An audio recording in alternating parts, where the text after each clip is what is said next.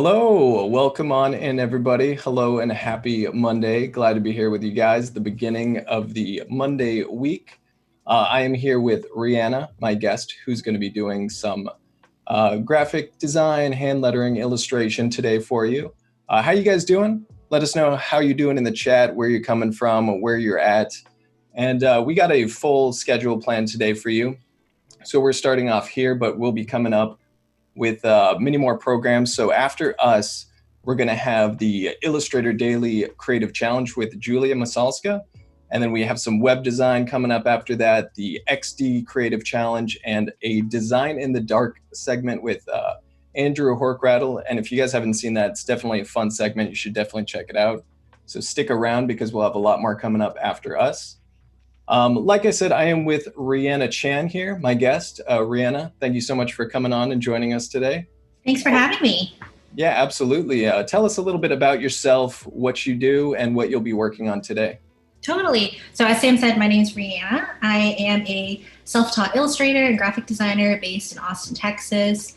I've been working full-time as an artist for 2-ish years. I don't know, time's an illusion. But I've had the pleasure of working on cool things like a digital wallpaper for Vans Girls and doing some illustrations in a hand-lettered book cover. So that has been really cool.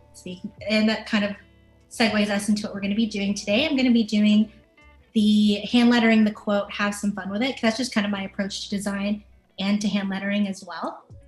We're going to be starting with the sketch and then moving into creating an Illustrator.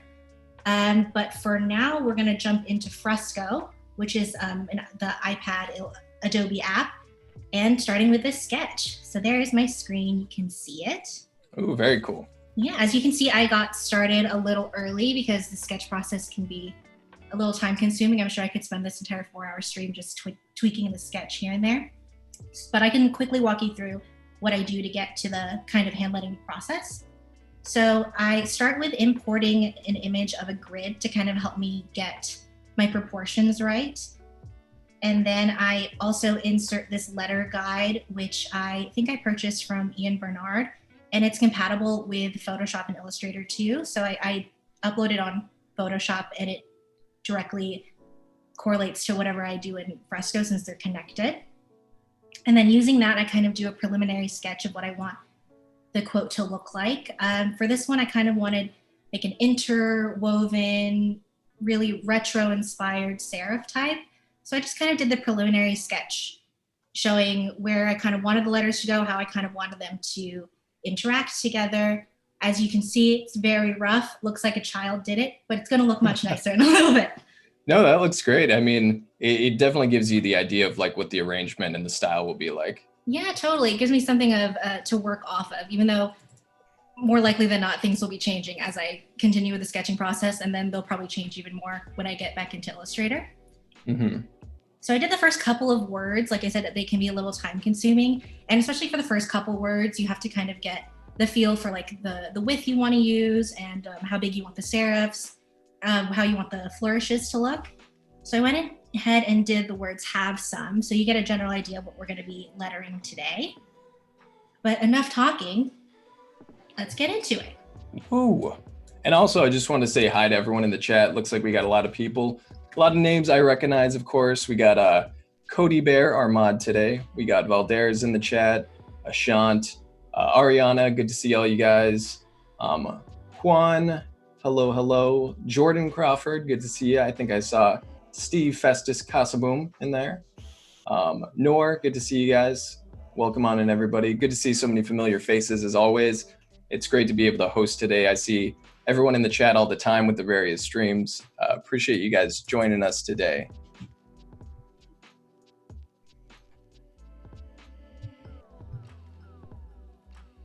So has this been your process for some time, or is this something that's kind of always developing for you and changing? It's kind of always developing, but when I first started out hand lettering, I used to start out with like pencil and paper. But I find that I can be very wasteful doing that. I can probably go through like many sheets of paper trying to figure out placement, type, what I want to do.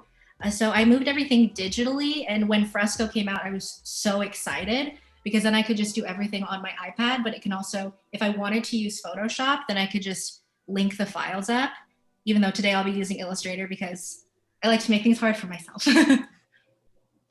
Very nice. So did you do everything paper before you got into Fresco?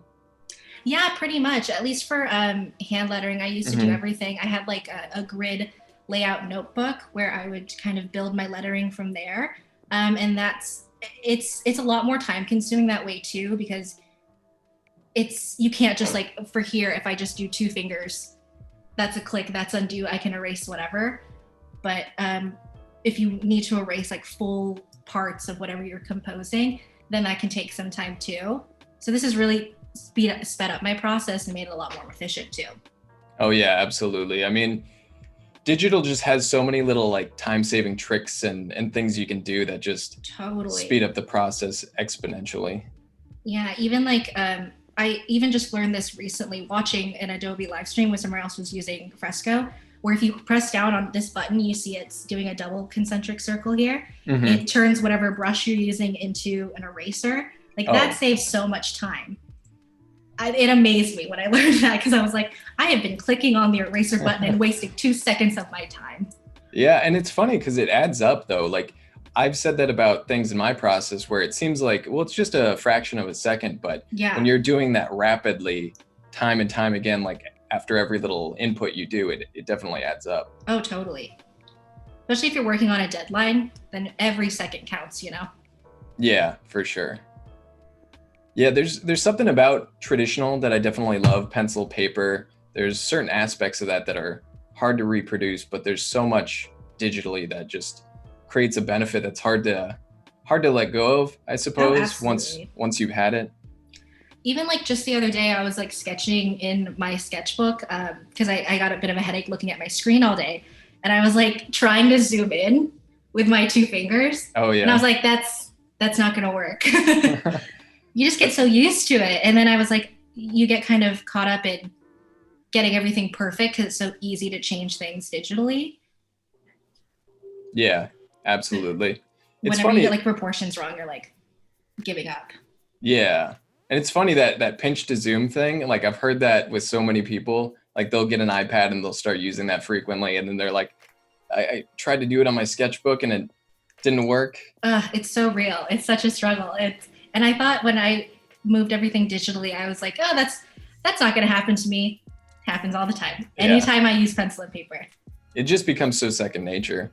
Totally. And then Ashant in chat said undo. Undo is definitely a go-to digitally. Oh, absolutely. Like just how quick it is and how you don't have to like grab another sheet of paper or whatever. Yeah. It really makes your life easier. The bread and butter of digital. Oh, truly. And welcome on in. We have, I don't know if it's pronounced Hiar Fung, coming in from Las Vegas. Welcome on in. Ariana says, I've done that before, or double tap my sketchbook to delete something. Yeah. Oh, yes. It's really the struggle daily whenever I try to do something in a sketchbook. It becomes ingrained in you. It really does. Even like if I'm building out a letter in my sketchbook, I build it out like I would using the pen tool in Illustrator, which logistically doesn't make any sense with a pencil. But it's still, your brain is hardwired, like muscle memory, to do things a certain way. For sure. Yeah, absolutely. And that's why it's great, like when you can get some digital software and tools that really mimic that traditional feel. Like if you feel like you're kind of in a digital version of your sketchbook. And when I first tried Fresco, that's actually kind of what I noticed. I tried their sketch pencil, the brush, and something about it just felt like the closest thing to pencil that I had used. So I love when you can get tools that kind of bridge that gap. Oh, absolutely. And I also love how you can even get like the Kyle brushes for Photoshop and use them in Fresco, because they're the closest to mimicking what you can get. Like if you were using a marker or something in real life, they're the closest you can get to digitally recreating that texture. Yeah, definitely. And I actually saw, I think it was a new pack Kyle released. I may have seen it on his Instagram or something like that, but it was a charcoal brush pack. And I I was super impressed with like how much like charcoal it looked like. I've used charcoal myself with, life drawing class and that kind of thing. Right. And it looked very convincingly like that. Oh, that's exciting. So that's Charcoal, a, I find, is the hardest one. Like charcoal and mhm. pencil are the hardest to recreate digitally. You always have to add like many layers of like texture and like masks and stuff to kind of get that same feel. Yeah, yeah. There's some sort of nuance to the texture of those two. That's, I don't know. It's like you can kind of tell when it's not quite pencil-y looking. Oh, absolutely.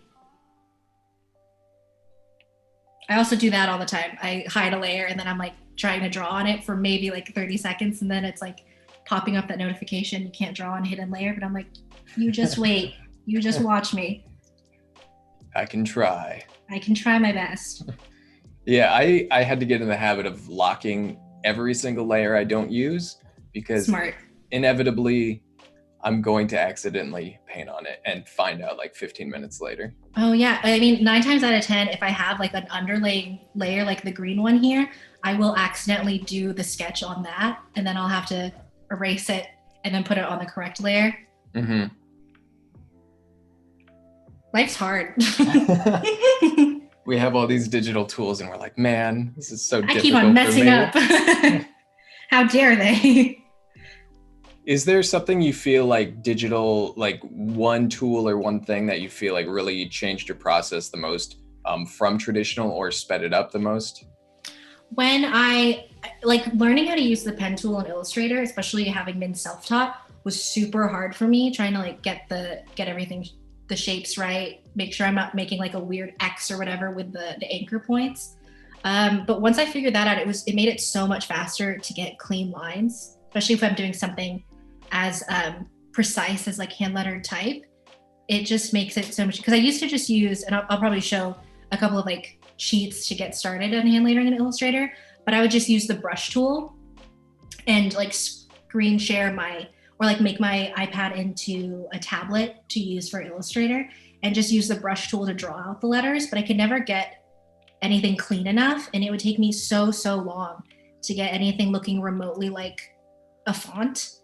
But once I learned how to use the pen tool, it made the world of difference.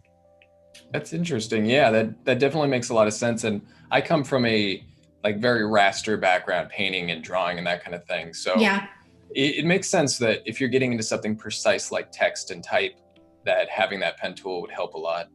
Totally. Because especially for if I was doing like a sans serif today, those are very precise. They have to like, especially width-wise. So you kind of have to make sure everything, it's so much easier to do it with a tool rather than doing it by hand, because I mean, we're human, we're prone to make things look a little different. And if you're doing it for yourself, then it doesn't matter. But if you're doing it for a client, then you always have that extra layer of this needs to be perfect. Yeah, for sure. And it's cool this way, like when you're doing this kind of hand lettering, you can get that organic, fun, free feel of just doing it freestyle like this, but then getting the cleanup phase with the pen tool or some sort of lines like that. It's kind of combining a little bit best of both worlds. Oh yeah, absolutely. Also, Alberto Silva in the chat, welcome on in. Definitely a regular here. Linda, hello. Welcome on in, everybody.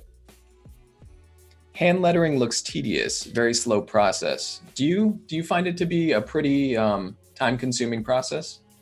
Oh yeah, definitely. I mean, I'm also an illustrator, so whenever I do like figure drawing or something, I find it to take half the time, because nothing except for proportions has to be very precise. You can kind of build the character as you go. You can do whatever. You can change the proportions even if you'd like.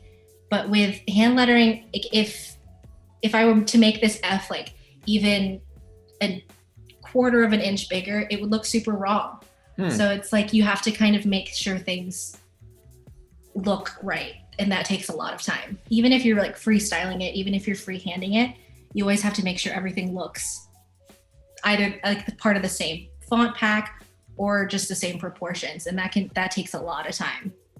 Okay, very interesting. I don't think that's an aspect of it I was really aware of.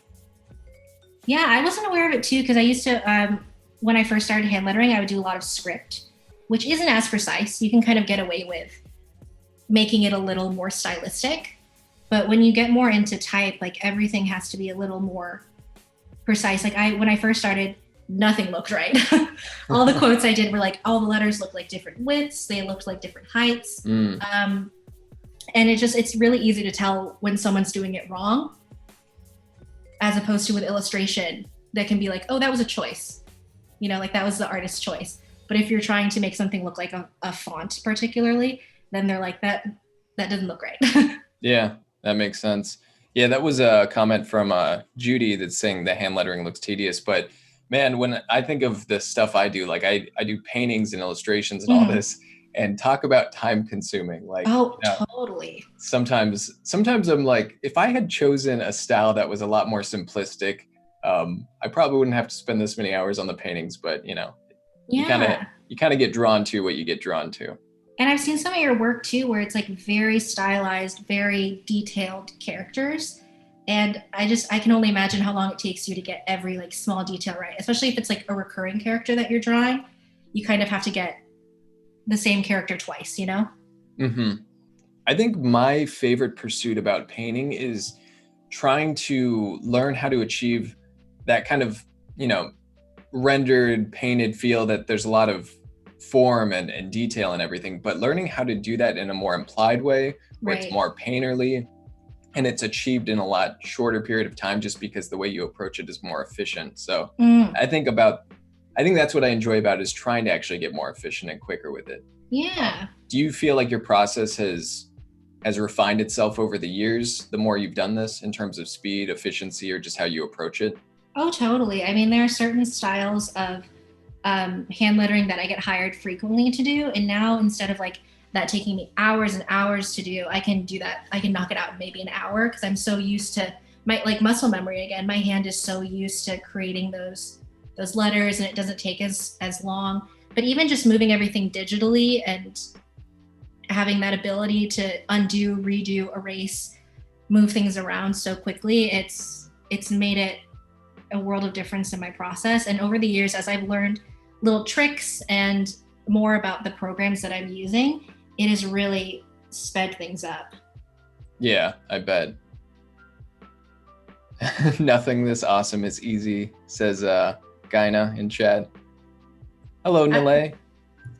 That is a fair point. I feel like you should make a t-shirt that says that for every artist out there. They're like, nothing that's awesome is easy. That's a good slogan, yeah. I actually had this shirt I really liked that was a lot more simply put, which was just art is hard. And I felt like it spoke to me on a deep level. Oh, absolutely. You saw that and you're like, that is me. I was like, that's true. You're like, that speaks to me on a real deep and personal level. I just loved how blunt it was. I was like, I need this shirt. That's amazing.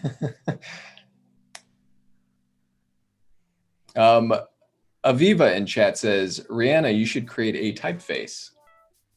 I've been thinking about that. I saw that you can even do it on something like Fresco if you get the guide and everything.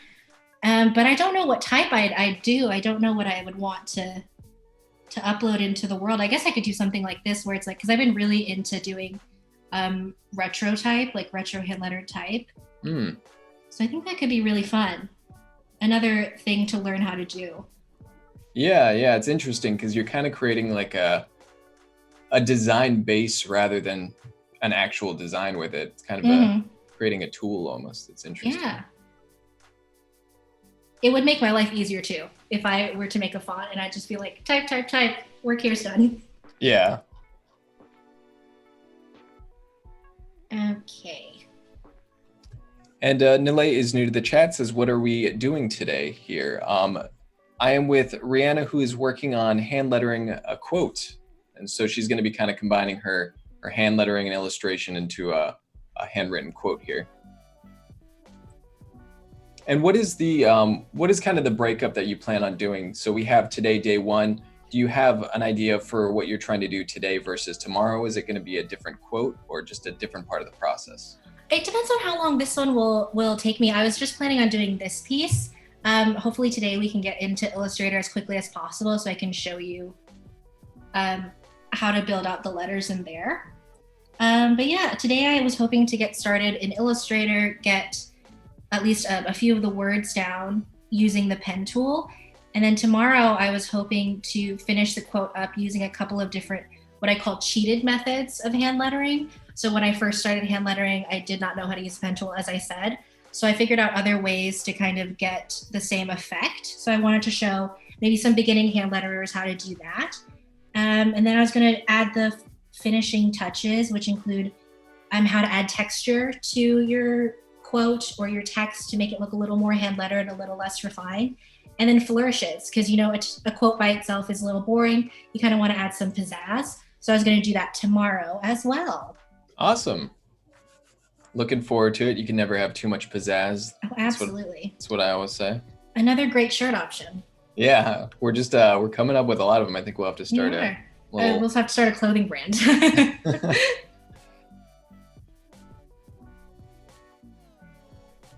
And what's great about having like similar looking letters like the W and the M is that it gives me something to reference.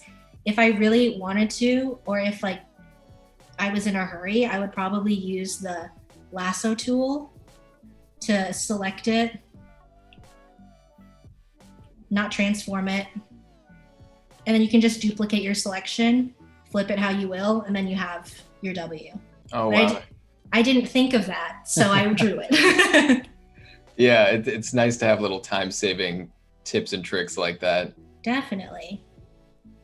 I'd be lying if I said I hadn't flipped a hand or something here and there with a character. And I do that all the time, or especially if it's like an illustration I vectorize. If I need to use something similar from one illustration to the next, just copy paste. Yeah, especially with something like type, it seems like it would work really well. A lot of times when I duplicate things, I'll have to tweak them a little bit, but there's a lot of structure to this that seems like that'd be a good technique. Yeah, definitely. I had posted like a hand lettered graphic on Instagram a few weeks ago, and then somebody hired me to do something really similar for their social channels. And it was a quote that had maybe like 80% of the letters that were in the original. So it's very little work for me. Oh, perfect. And I was like, this couldn't have worked out better if I had planned it. Yeah, that's great.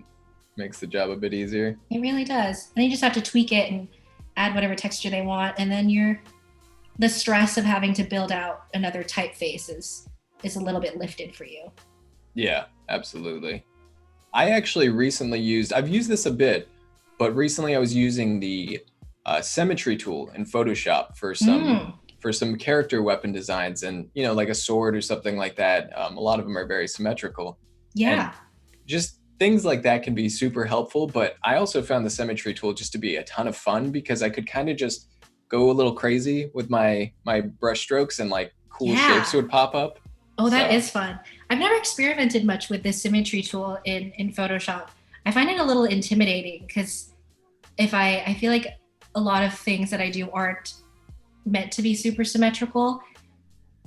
So when I do something that looks like a little too perfect, then I'm like, that looks wrong. Yeah, for sure. And I kind of had that too, because pretty much everything I do is going to be asymmetrical because they're characters at different poses. Mm-hmm. But it just felt like a nice break, I guess, like a nice change of pace, where I was like, oh, this is actually, I never draw this way, but it's super fun.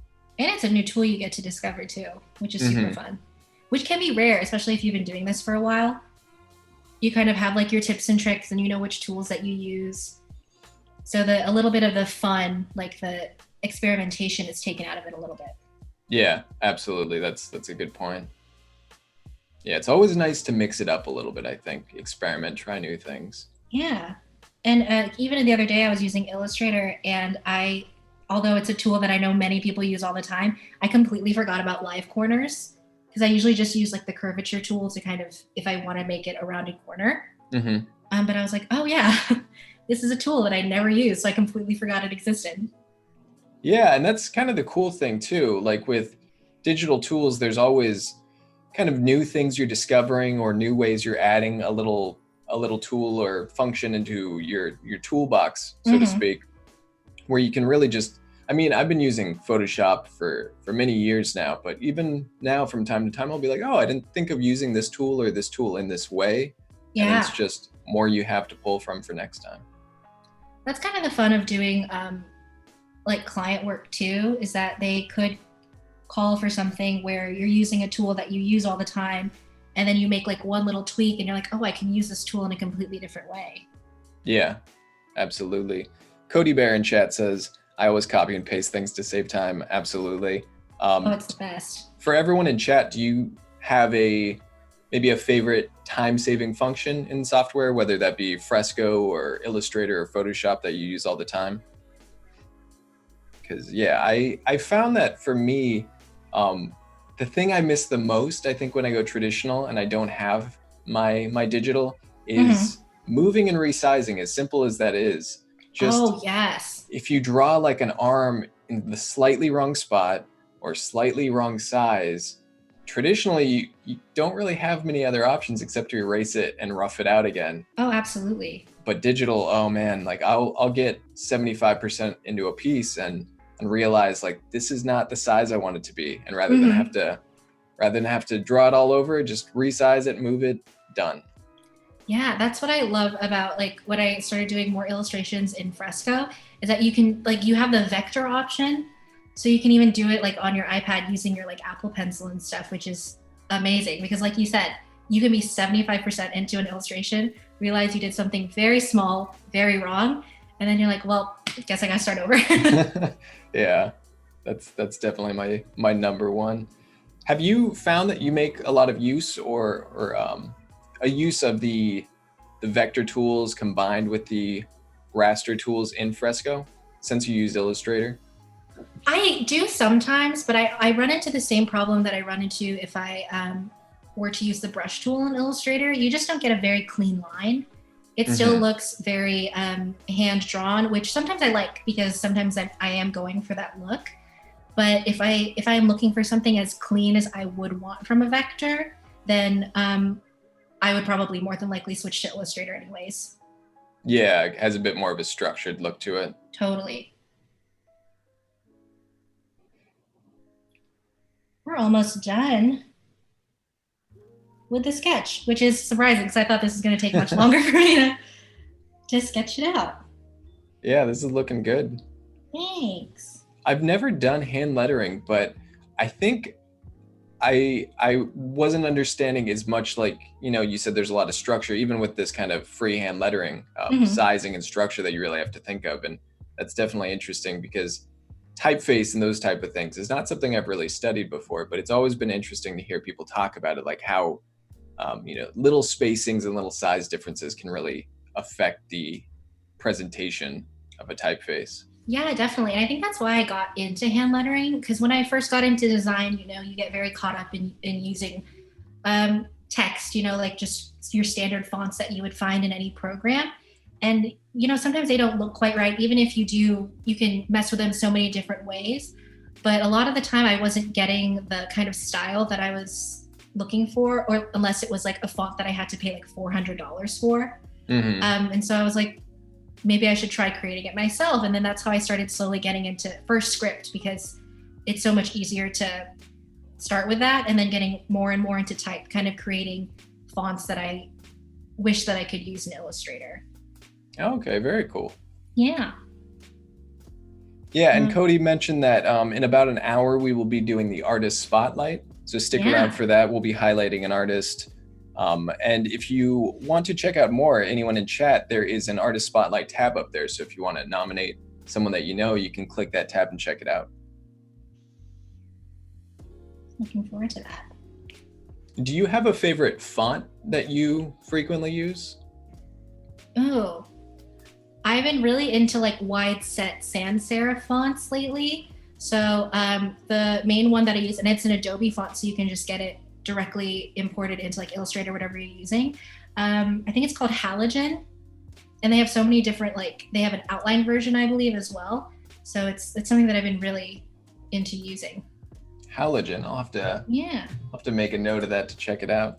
It's a good one, but I do have trouble finding like serif, like retro looking serif fonts that I like using, hence why I draw a lot of them. So if anybody has any recommendations in the chat, send them my way. I will be happy to download. Oh yeah, definitely. Chat, do you have any good retro fonts, you know, or just fonts in general that you kind of have it as a go-to? Yeah. When you say retro, is there like a specific style you're kind of going? Is it sort of 60s, 70s, or even older than that? That's a fair question. Retro can mean a lot of things. I usually tend to go for like more 60s, 70s vibe Hmm. fonts. I don't really know what that entails because that's not very descriptive. But Yeah. if you look at it and you think that could be 60s or 70s, more than likely I'll be into it. Okay. Yeah. Because I think I may have a CD cover or something back there that Oh, when you say retro, I think that's what came to mind. It's like there's definitely a very like 70s um, font that I think of, and I don't know what it is, but yeah. it's got like a lot of rounded shapes and swirls and that kind of stuff. Oh, obviously I love a swirl. So I'm into that. Love And a good speaking of the swirl. swirls, now I'm just trying, I drew all of them out, but now I'm trying to make them look a little more even so that when I go in Illustrator, it doesn't look so crazy all filled in. Okay. There's another font that I've been really into using. I mean, it's a font that I had seen a lot of people use that has like a lot of similar flourishes and things, but I had never figured out what font it was. Hmm. I think it's Bookman FT Pro, and you can make a lot of the. It's another retro looking one. It's a serif font, and you can make a lot of the like R's and N's and any curved letters have a little bit of a flourish or a swoop, which is really fun. Oh, that's cool. It took me a Les, really long time to figure that out too, with fonts in Illustrator that you can do like different styles for each letter if you click on it.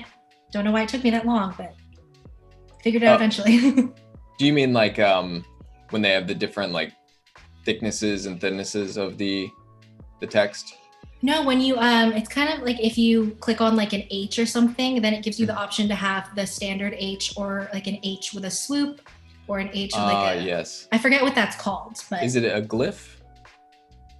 I think so. Yeah, yeah. I remember seeing those. I was looking at this font recently, and I was playing with that, and I yeah, it definitely adds a lot of personality and fun to it. Totally. Leslie in chat says I associate retro letters with bubble letters. I think that's where I'm going to. That's where my brain goes with it. I think that's where my brain goes too. Obviously, these are quite bubbly looking letters.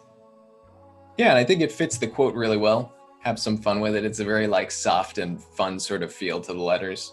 Yeah. And I mean, at the end of the day, it's not going to be a perfect hand letter because nothing really ever is like perfectly done. So I think that's also going to be really fun to have something that says have some fun with it. It's not perfect. Your lettering doesn't have to be for you to have some fun with it. Yeah, I think that's kind of the personality of hand lettering to me too. It looks, it's got more of that like illustrated vibe where maybe it's not 100% perfect, but that's kind of the charm Yeah, with it. I agree. All right, I think that's looking pretty good. Yeah, it looks great. I think we can go ahead and export this now. I'm going to make it into a PNG so that I don't have that other layer. And we're going to share it to my computer, hopefully. Yeah, it's always exciting for me to see people who kind of combine whether it's softwares or methods or anything like this. So kind of going from the more hand-drawn to the more vector style is going to be interesting to see because vector is not something I have a lot of experience with. So it's always intriguing for me to kind of see how other people approach it. Yeah. Well, let's get into it. Now that we are done with Fresco, I'm going to go ahead and close out of that and we can move into Illustrator. Excellent. Sounds great. All right.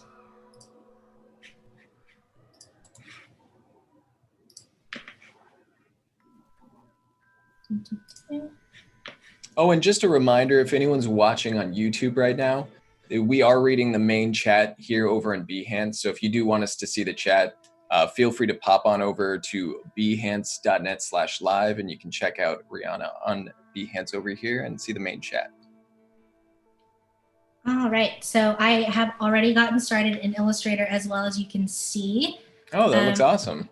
Just so that you can see a little bit of how the vector is going to continue to look and to give myself a little basis of the widths and everything, because I probably have played around with this since doing the sketch.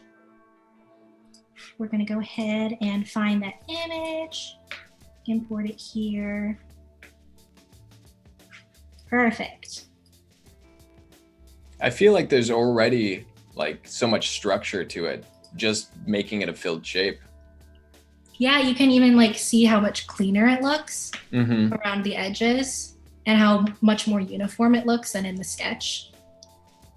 Absolutely, yeah. And I don't know if it's just me, but there almost seems to be a little bit of like that kind of retro feel with the little flourish of the H and the V there. Thanks. That's what I'm going for. All right, so as you can see, I've already made a few changes with the word have, but we're gonna go ahead and move it around so that it lines up a little easier with, let me lock this first, and then move this around.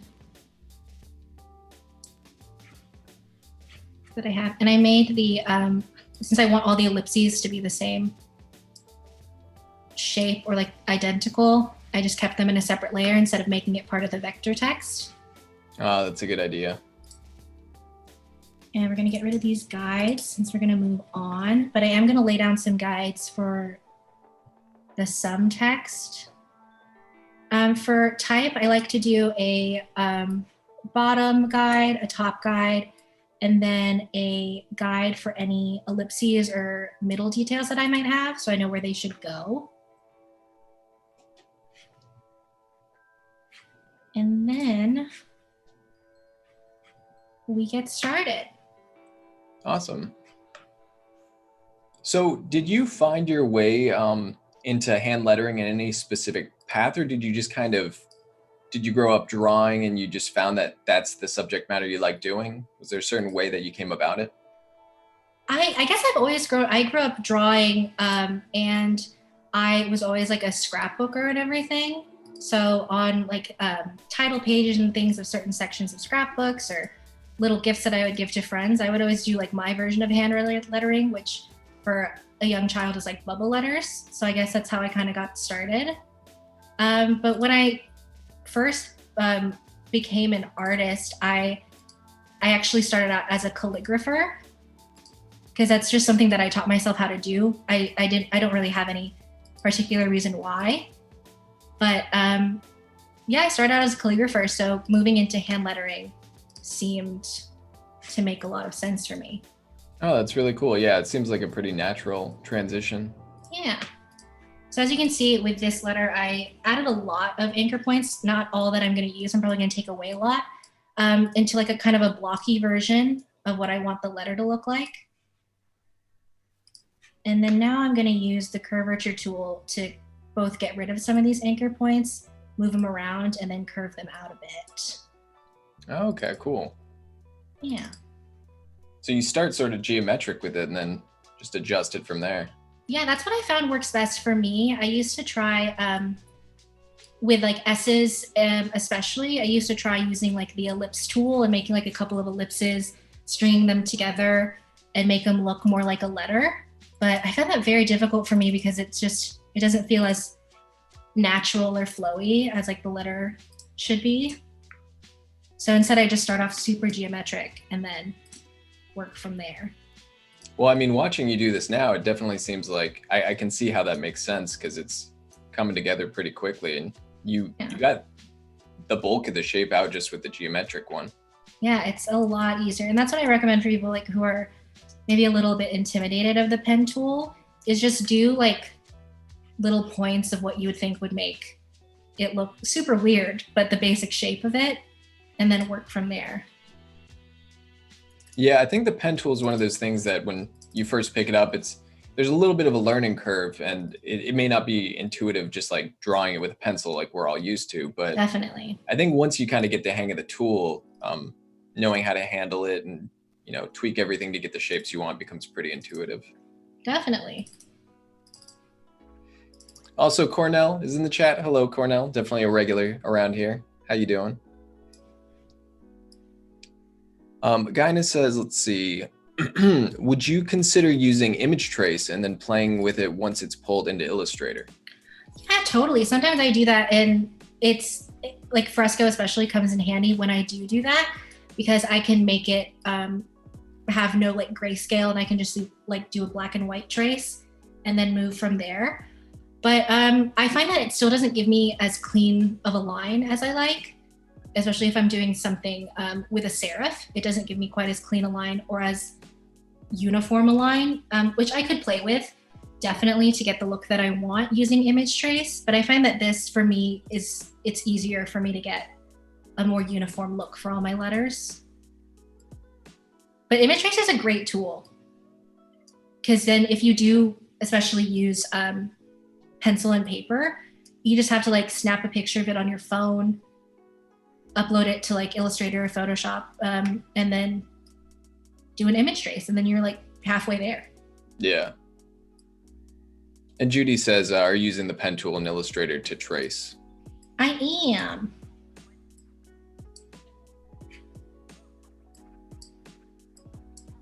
And sometimes I switch in between like doing an outline to make sure that it looks as close to the sketch as possible. Oh yeah, that's a good point. A little bit of more of a transparent view.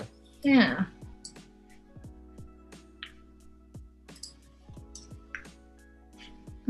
Right. So that's looking pretty good. Let's see how it looks in the grand scheme of things. Did not mean to do that.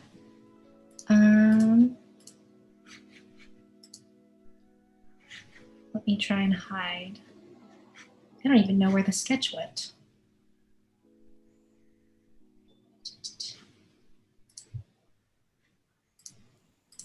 There we go. So let me clean that up a little bit. I have now lost my properties window. There we go. Okay.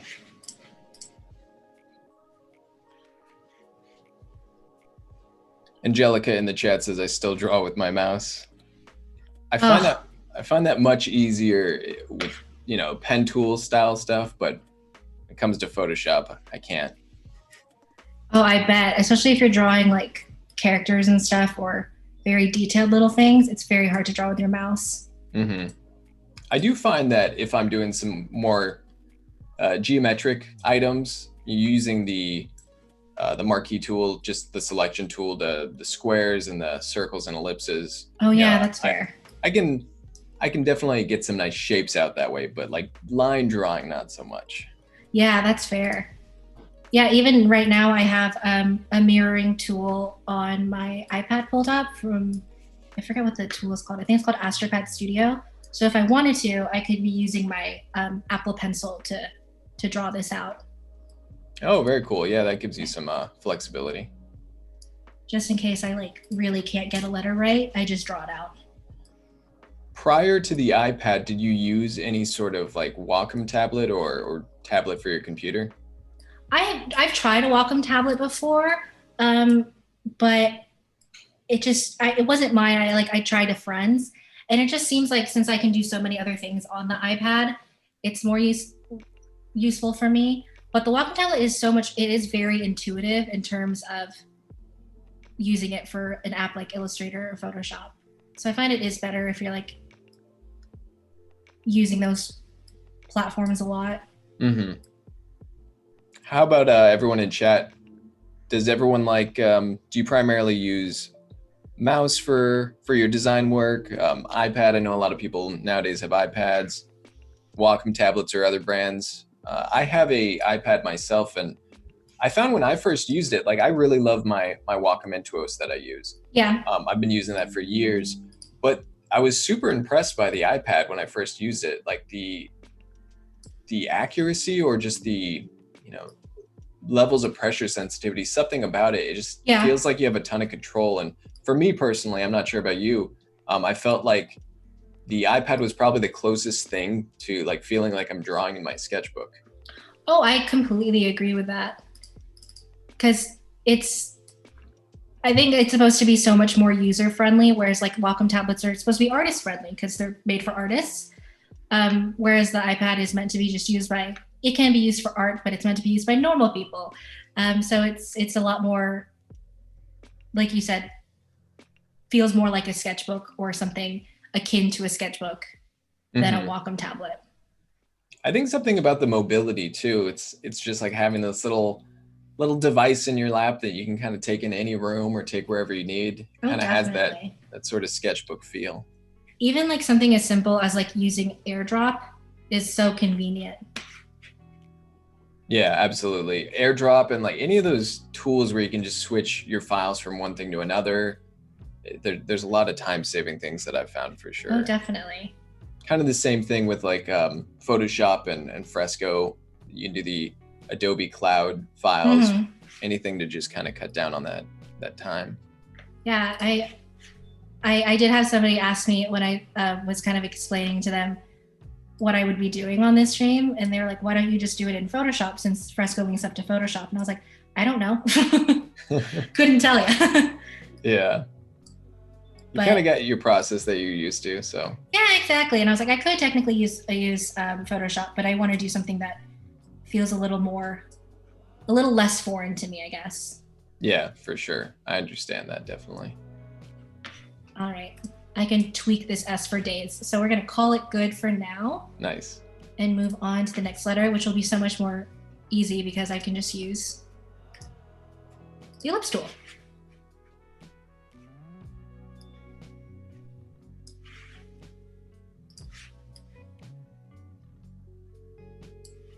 And I find that the ellipse tool is super helpful with O's, C's, G's, S's, because you can kind of get the rounded shape that you want, which can be really hard to get with the pen tool.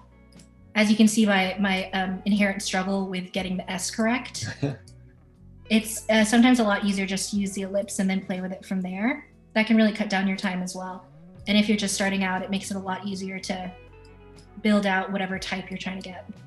Yeah, and it almost, from a viewer's perspective, it kind of seems like S's could be one of the more difficult letters for sure. And absolutely. Then O's have got to be a nice break from that because that's super simple in comparison. Super simple. And like letters like if do I have anything that like doing an I or doing an L, it's a nice break from doing any of the curved letters. Yeah. Giving you a little rest after that S. Absolutely. And this M is going to be difficult too. Oh, so definitely. A nice little break in between. All right, we're going to copy one of these ellipses and place it within. Normally I would build this directly into the vector of the O, but like I said, since I want them to all be the same size and look the same, I just find it easier to make it an ellipses in itself. Yeah, that makes sense. It gives it a nice like visual consistency too. Definitely. It's the one thing you can count on when everything is so like up in the air in terms, since you're doing it by hand. All right, let's move on to this M. I am going to continue to use the tool though to make it a little bit easier for me. Just build out this rectangle. And it looks like people in chat, there's actually pretty good variety. Some people say iPad, mouse, Wacom. Someone says Huion. I find that a lot of people who work primarily in like doing illustrations prefer a Wacom tablet, but a lot of people who are like dual designers and illustrators prefer an iPad. Tell me if I'm wrong in the chat. Tell me if I've just completely made that up. Yeah, that's interesting. I mean, I feel like that sounds kind of like what I've heard from people's preferences. Yeah, it seems to be like a little unknown consensus. Yeah. I've used, like I said, a Wacom tablet for so long.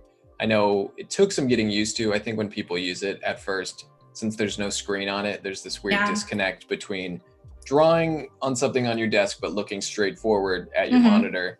But I remember when I got into it, I kind of, that was my first experience. I didn't have a lot of other tools, so I just jumped right into it and got used to it. But I think having Yeah. like the screen of the iPad is definitely helpful to just pick it up and have it as an intuitive tool. Oh, totally. Because then it can really just become like a mirror for whatever you're already seeing on your computer, as opposed to, like you said, kind of working blind off of like a Wacom tablet. Yeah.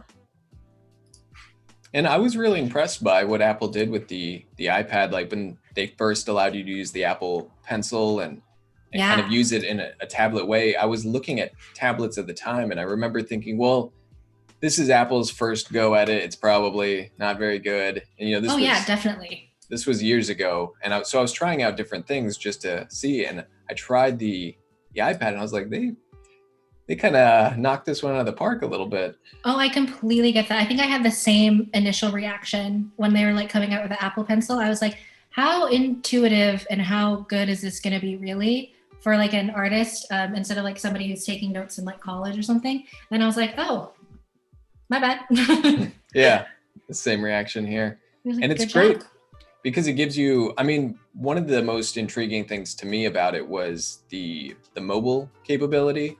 Oh yeah. I have a desktop. It's this big chunky thing. I have 3 monitors, I have all this stuff. So whenever I would go places, it'd be kind of a tricky thing. Like if I was going to my parents for a while or anything out of town, I was like, do I take my desktop? And I've definitely done that in the past, but just having it all in one little device that's very sleek, low profile. It's very fits nice. in practically any like backpack or anything that you bring. I completely get that. Like, especially if like digital artists, we have many, many tools. We have like our laptops and we have our desktops and we have tablets and things. So it is super nice to have something that's all compact. Yeah, absolutely. And it's really nice too with the success of the iPad. There's been, all this development for software for it. So we have things like Fresco where you can and Photoshop for the iPad too, where it's just this more and more mobile choices that you can use for doing, like pro level design work on something that you can take anywhere. So I've been really excited to see that. I was so excited when Fresco came out because I was like, finally something that I don't have to use like a mirroring tool to draw on. Now I can just draw directly on my iPad, and it's so much nicer to do that too, because then you don't have to have 2 screens working at the same time. Yeah, for sure. And I mean, as minor as it is, it's just great to be able to go in another room and sketch on the couch or something. Oh, totally. Especially like you heard my dogs, they're locked away now, but you heard my dog kind of running around earlier when we were setting up the stream.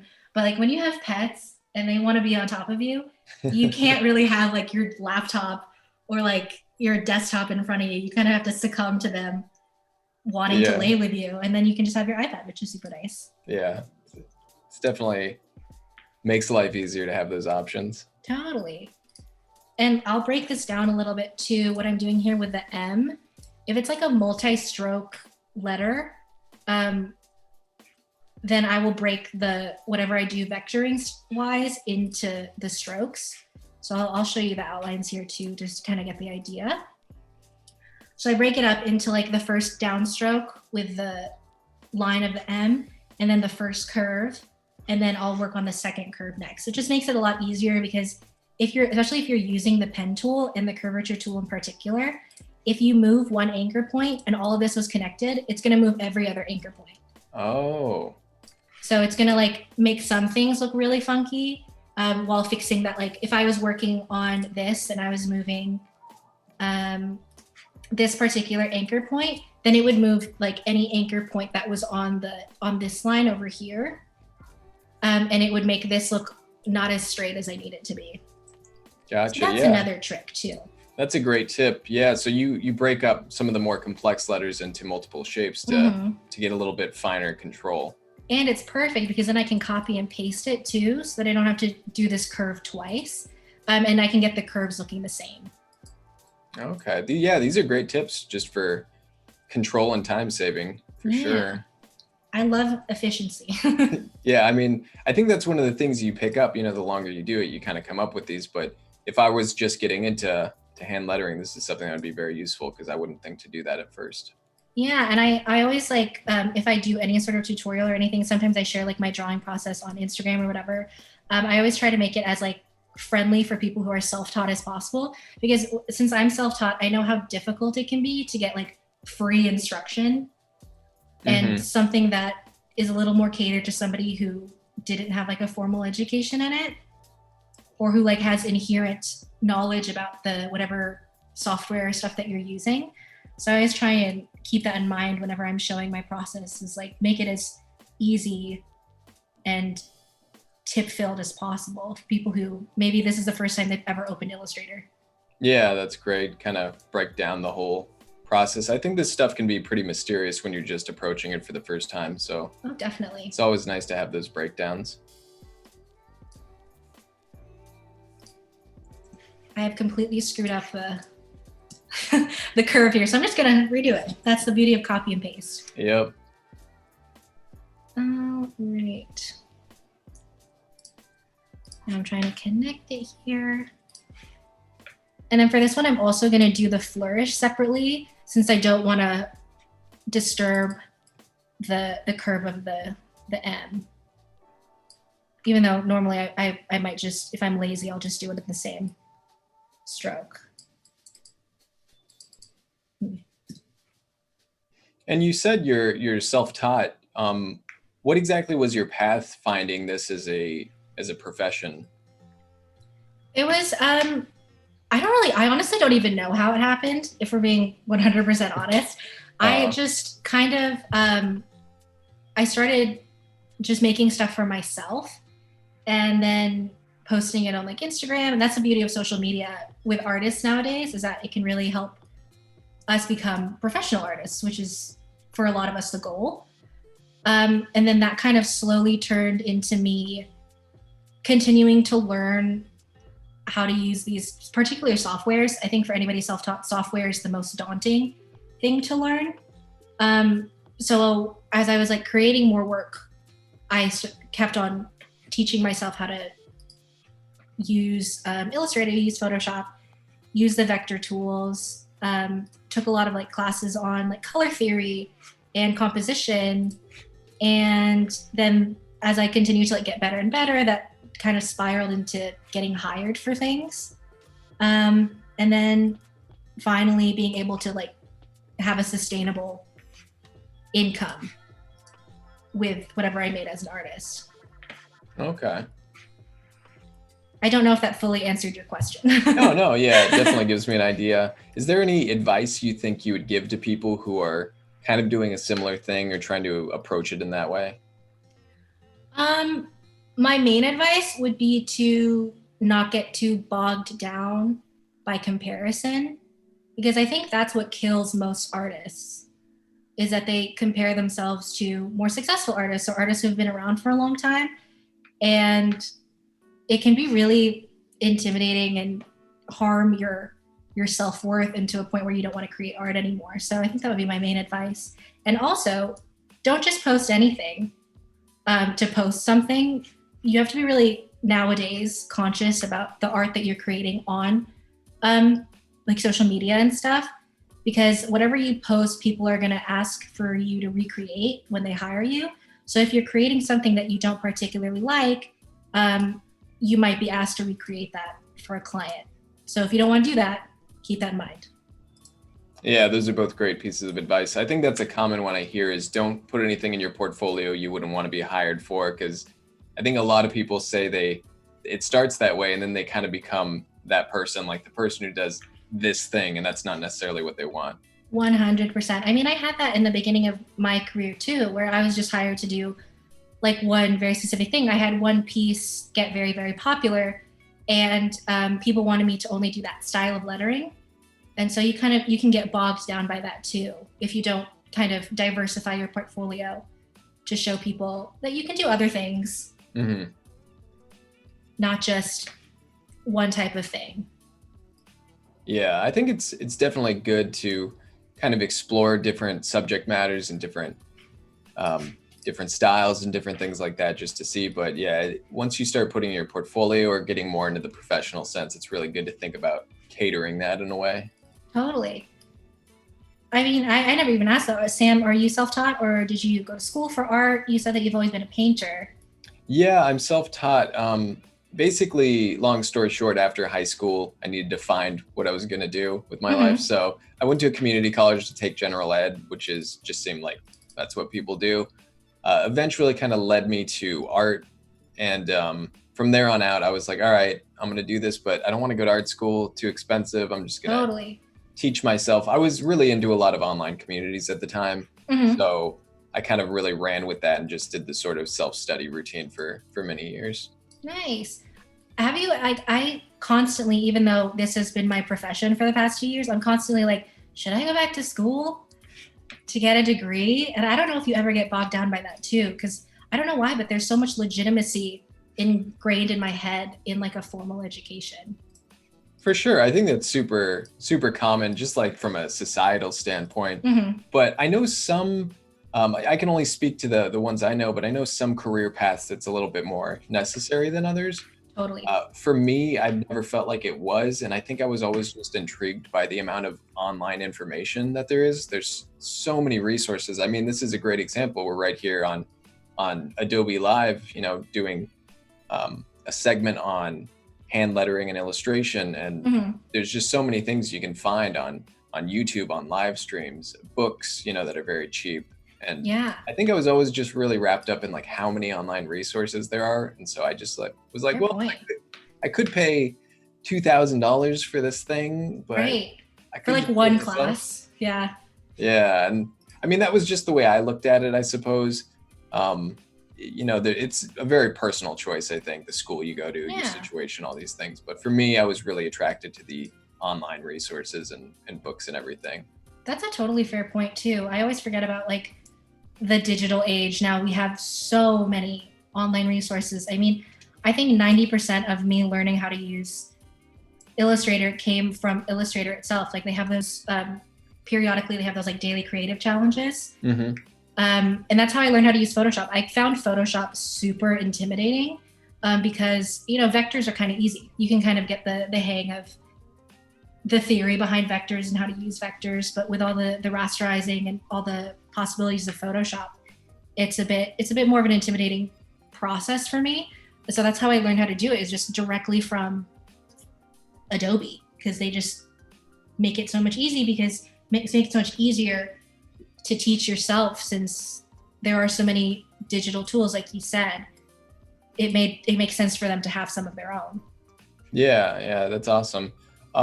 Yeah, I mean, there's so much good stuff out there. Just you saying how you learned that from Adobe. I recently just picked up XD, Adobe XD, and Yeah. I've seen a lot of streams with it because I moderate them and everything, but I've never used it up until recently. And I think I approach everything the same way now. It's like, I know that software is very intimidating at first because it's this completely like uncharted territory. Right. But I know with all my experience of learning softwares in the past that if I just spend a little bit of time with it each day, if I learn the interface and the basics, before you know it, it's been like a week or two and you're like, oh yeah, I have a pretty good grasp on this. Oh, totally. With things like there's Howard's letsxd.com, things like that. There's always these resources, these great websites and video series that you can find for pretty much everything that kind of breaks down the basics of it. And I feel like those are such a great job at making it less intimidating for me. And for others, it's just kind of like, here's the basics, go through all these. And after that, you have a pretty good, grasp on what it is. Yeah. Kind of a good foundation to move forward. Oh, definitely. Alberto Silva asks, what is Artist Spotlight? Is that new? Yeah, it's actually pretty new. We've done it for, I think, a few weeks now, but instead of going over, we'll do challenges tomorrow, but we'll basically highlight a artist from the community instead of doing portfolio reviews. So we'll be highlighting an artist today, talking about their work, showing them off. So it's just a little variation on the portfolio reviews, but yeah, pretty new. And we'll be doing that in just a little while, a little closer to the end of the stream, in about half an hour or so. Oh, I can't even believe that it has already been an hour. Yeah, right. Time really flies. live streams always seem to fly by for me. I think Yeah, especially when you're working, because there's so much going on that you're focused on. definitely. I told you this M was going to be difficult for me, and it is. It hurt me, and they're like, I am going to make it difficult for you to get this right. I'm not going to make this easy for you. I mean, when I was thinking about what I wanted to do for this piece, I was debating whether or not to do flourishes or like curves and stuff, because they can be really hard to get vectored. But then I was like, no, it'll be fine. But they look so cool. Thanks. See, it'll be worth it in the end once everything all comes together. Yeah, I'm super into the style. And I mean, as difficult as the M may be, it's really cool to see your process for this and how you're breaking it up, because again, as someone who doesn't do hand lettering, it's very insightful. Like, oh yeah, that's a very logical way to approach it. Yeah. And I think most people who know me would say that I'm a very logical person. So the fact that I create letters in a same fashion is no surprise to them. I know I have some of my friends who are tuning in for this stream, so they're probably like, yep, 100%. I mean, it's a good combination to have that kind of analytical process combined with the more creative, and can lead to good results, I think, mixing the two. Yeah. I'm trying to connect the swoop and the M in a more natural way, but I think it's still coming off as a separate piece. So I'm actually just going to go in and add it to the existing path. We have a question from Leslie in the chat that says, can the H serif be copied to the M since it's like a similar swoop? That's a fair question. I think I did do that one separately. Thank you for that helpful tip. Oh yeah, it looks like you broke that up in a similar way. I did. Let's see if this helps. Thank you for that. Goodness, we'd be here for the next 3 hours or the rest of today and all of tomorrow, me just doing that M. Let's see. Okay, that looks pretty natural. I think I can make it bridge. I think I made this a different color. So we're just gonna fix that really quickly. Thanks for looking out in the chat. That's very, very helpful. Good job, Leslie. Good job, Leslie. Nobody appreciates you, Leslie, more than I. It's funny, since I stream a lot, occasionally when I'm doing something, I'm struggling with something, chat will chime in. And a lot of times I'll have this moment where I was like, how did I not think of that? Or just like... That's helpful though, because I think especially since we work in solitude all the time, we can never catch those little things that can be fixed so easily. Absolutely. But others can. Yeah, I honestly can't tell you how much it's helped, because I'll do these designs completely on stream. I just, it's kind of what I do. I just stream all the time. It helps me focus and everything, but it really is nice having that input. It's kind of mimics like a studio setting where if you're working in a design studio or even school or something where you have these peers who can give input. Oh, absolutely. Let's see how that looks. People are talking about Howard's boop in chat. Yeah. Yeah, the I think someone said Adobe XD is very intimidating. I would definitely give it a shot, I mean, that goes for any software if you're not familiar with something. Anthony, personally, I've found it very intuitive so far, and especially with having those videos. I think when you just jump into something, it clears up a lot of the mystery a lot. And I think that's the best way to do it. I tend to overthink things. I'm kind of analytical in that way too, Rhianna. Yeah. Like I very much think about things logically and analytically when I'm approaching them. And sometimes I find I almost get in my own way. And I'm like, if I just... 100%. If I just do the thing, Yeah, and you're like, then I'll just do it. Yeah, I won't build it up so much. But yeah. I usually find things to be easier that way. And actually, going back to something you talked about earlier with advice on not comparing yourself to others, you were saying a lot of times that kind of leads to fear to create or fear of failure and that sort of thing.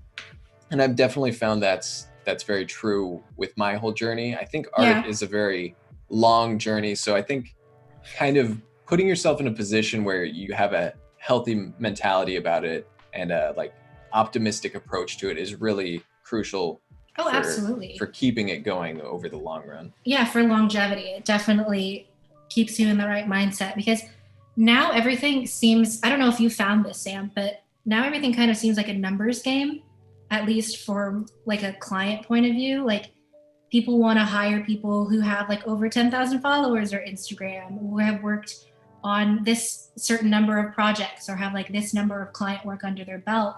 And that can be really intimidating as an artist starting out, having to compete with numbers, something that I think all of us artists are like, we got into art to not deal with numbers. Yeah, exactly. And so dealing with that can be really intimidating and hurt your self-esteem and your want to continue as an artist in the world. Yeah, for sure. And I think it kind of goes back to what you said about comparing yourself to others and avoiding that, because I've definitely had periods in the past where I kind of do the same thing, and I'm not really, it's almost like I'm not really comparing my work to theirs as much. It can be like you're comparing your success, or you're Right. comparing like, how far they've gotten with a certain ability or skill or career. And a lot of times the problem with that is you don't know the full story. Like, you don't know their background, you don't know what they've been through. It's that whole thing where people say success is an iceberg. You only see that top success, but you don't see the 15 years of, working that they've done to get there. Oh, definitely. So, and that's good perspective too. Like, I've never really thought of it that way, in terms of like the iceberg thing. Like, that's a really good way to put it. Yeah, because you don't really see, or you're not really aware of these artists before they become who they are, before they become that artist that's all successful. Now everyone knows who they are, but they always have this hidden backstory that, people don't really know about because it wasn't published online. It wasn't, highlighted by anyone. So it's kind of a secret. That is so fair. And I think I was reading a piece about, with like the whole Black Lives Matter movement, and a lot of Black artists like coming to the forefront and like really building massive followings, and rightfully so, garnering bigger careers as a part of the movement, and how people were like starting to compare their success to this like booming success of these artists, which is more than likely long overdue success. So it's like, that's a good fair point. You're just seeing the tip of the iceberg, but you don't see the rest of the story. You don't understand that these artists, now is their time to shine, but before that they still had a career. They were still an artist. Now they're just like in a bigger spotlight. Yeah, and I think one of my first exposures to that was, I remember looking up a band that was on the radio all the time. These bands come up and they're big hits, and it seems like from a viewer's perspective that, oh, this band just got created and they blew up. They got lucky. Yeah. But then like you look into it and you're like, oh my gosh, they've been making albums for 15 years and they only just got popular, So it's the same thing with a lot of people's circumstances. Yeah, it all has to do with perspective. And like, you're only seeing this certain perspective because they didn't have any other perspective for you to look at before, because they didn't have any spotlight. Yeah, and there's probably 100 other people like them right now, working hard, and you just haven't heard of them yet. So 100%. It's always great when you can when people bring those, those artists forward, spotlight, and you find out about them finally. Yeah. And I think the quote I always like for that kind of topic is, just compare yourself to the artist you were yesterday. That's how I like to think about it. Because it's like we're all at the path we are, regardless of where everyone else is at. We're still going to be in our situation. So you just want to move your own situation forward, try to learn a little bit more about this or evolve in this way. So as long as you feel like you're making some progress, it's kind of irrelevant what anyone else is doing. Yeah, you're so right. And that reminds me of it, like Matthew McConaughey's like acceptance speech at the Oscars. He was like, my hero is me 5 years from now. My hero 5 years ago was me 5 years from then. It's like, yeah, what you need to do is just look at your progress that you've made in the time that you've had. Yeah. And I like that quote too. I don't think I've heard that, but it kind of implies that, you know you're going to keep going, you know you're going to keep pushing and gaining knowledge and skills and building, you know, yourself from like a kind of resume and career standpoint. And I think the most encouraging thing when I started, this kind of goes out to chat if anyone's, we were talking about starting new things before, it's as long as you see progress, that's like the proof I needed to know I could do it. I was like, oh, I'm moving forward now. The more I work and practice, the more I move forward.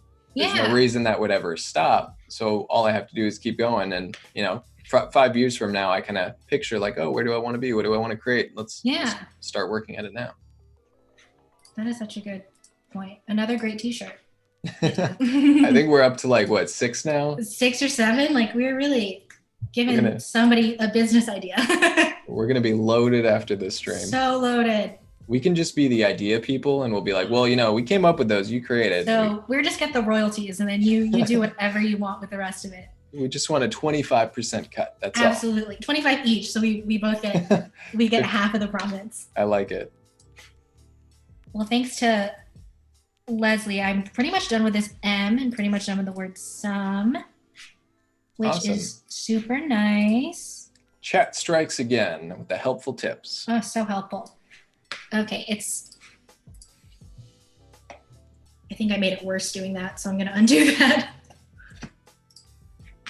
All right, and I can always go back and work on that later once I find that, especially the letters with the flourishes, those get a lot of alteration once the entire quote is done, since I work with how they interact. Mm-hmm. All right. Did you have a style or a look in mind for this typeface before you started it? Like, did you have something, a mood or anything you were shooting for?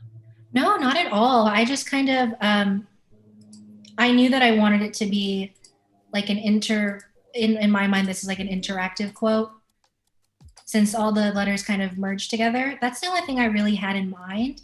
When I was doing, if you were here for the fresco sketch, the green text that I had laid out, that was just kind of the only thing that I had in mind going forward. But as I started the sketch in pink that you see here, it just kind of made sense to me for it to be a little bubbly, have some curves, be a little funky in terms of having like a serif. Mm-hmm. And then I just kind of went from there. Yeah, it seems like a good approach because it looks like the first sketch you did, you get the overall flow and look of the letters down, but then the sketch really lets you kind of go in a little closer and adjust it. Yeah, and it's ironic for something so planned. If you had seen all of the grids that I use and the letter guides that I use, for me to just kind of wing it with the actual text. Yeah, I mean, I think it's a good mix. It's kind of that structure versus the sort of freehand aspect that I think probably gives it that level of success where it looks illustrated, you know, by hand because it is, but there is a certain amount of thought and structure that kind of determined what it looks like. Yeah. I completely forgot to lay down my guides for this, so I'm going to do that now. Cody in chat says, don't expect a portfolio to be perfect. A portfolio will never be done. It's constantly evolving. Definitely. Definitely. That is such a good point. And I think that's why especially like uploading on Behance is so great, because then you just upload your work just to show it, you know, just because you're proud of it. Yeah, and it's definitely great to be able to just see everything you've created together in a portfolio like that and kind of gauge it and judge it on what you want to do from there. I've always found it pretty insightful to see all my work together like that. Yeah, and then you also kind of forget about work that you've done. So it's nice to have it all there too. You're like, I remember when I did that. Yeah, for sure. And I kind of use the different social media platforms like that. Like, I like having Instagram as something where I can post any sketches, studies, whatever I'm doing. But then it's nice to have like the curated gallery where you're like, this is all my finished stuff. It's my favorite stuff. It's my best stuff. And yeah, I think it's good to have a little bit of both of those. So you still allow yourself to do the fun things and sketches, but you can kind of pick and choose. Yeah, and I think of Instagram a lot like that too, where it's kind of more experimental ground, where you can kind of have fun with it. If you're into experimenting with like a certain type or a certain color palette or a certain style of illustration, then Instagram really does give you that freedom to explore. But like all your finished work can go somewhere online like Behance, where you can kind of see all of this stuff that you've created for mainly other people. For sure. It's also interesting. I mean, it's good not to get too caught up into it, but it's also interesting sometimes to see what people respond to, because Yeah, it's not always what I thought it would be. Do you totally. find do you find that for your Instagram, people tend to be drawn more towards a certain type of work that you do? Absolutely, especially recently. I have found that like a lot of my work that gets like people's attention, people want to share it, people are excited about it, is my like hand lettered stuff and the stuff that I design rather than my illustrations. And it's weird because it ebbs and flows. Because if you had asked me a few months ago, my illustrations were getting a lot more attention than anything that I had designed. So it's like it's so weird to see those trends. Yeah, for sure. It's interesting to see it, but I try not to get caught up in it Oh, too much because totally. sometimes it doesn't even seem to make sense. Like it Oh, yeah. won't be consistent, but it is kind of a curious thing. Yeah, because you can definitely get caught up, like I said, in the numbers game where you're like, well, people like this, so I'm just going to only post this. Yeah. And then you feel kind of a little inhibited as far as like what you are allowing yourself to make. Yeah, you feel a little pressured Oh, almost. totally. And I think the biggest thing that I've thought of that affects me with that was when I would spend like absurd amount of time on a painting and it would be like 20 hours, 30 hours, something like that. Right. And I'd post it and it would get less likes than something I spent like 3 hours on, like Oh, a very yeah. sketchy piece. Isn't And I'm that like, disheartening a little bit? yeah. And I'm like, well, okay. You're like, all right, I guess I'll live with it. But Yeah. it's like, really? That's what caught people's attention? I mean, I totally get that. I've heard people talk about it, and it's like it is a very small platform for viewing, so you don't get a lot of details. So Yeah. working so long on the details doesn't really translate. I mean, it's Right. not necessarily that that's the best or worst or anything. It's just partially the platform, the logistics of it. Oh, totally. Um, but it was something kind of interesting, and for me personally, I found the stuff that I don't spend forever on, I actually enjoy more. It's a little, if I it's, find that too. oh yeah, Yeah, I find that if it's something that I've just thrown together, if it's something that I made just like kind of off the top of my head, I enjoy it more than something that I've planned or worked like many hours on. I don't know why that is. yeah, it is kind of a bit of a mystery to me.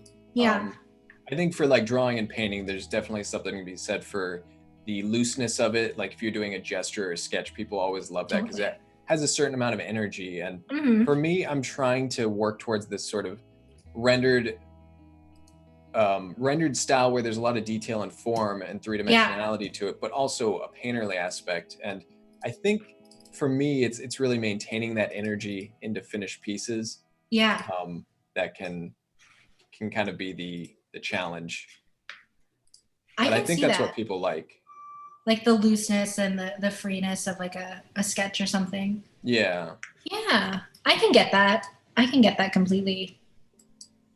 Do you feel like there's a more kind of sketch version for you? Because I'm not sure if you do everything in vector, but it seems like the nature of vector is it's going to be a fairly consistent process to finish it each time. I'm not sure if that's correct. Yeah, it pretty much is. You're pretty much on the nose with that. Like a stuff that I post to Instagram and stuff that is a little more rough, I'll probably just have done in Fresco.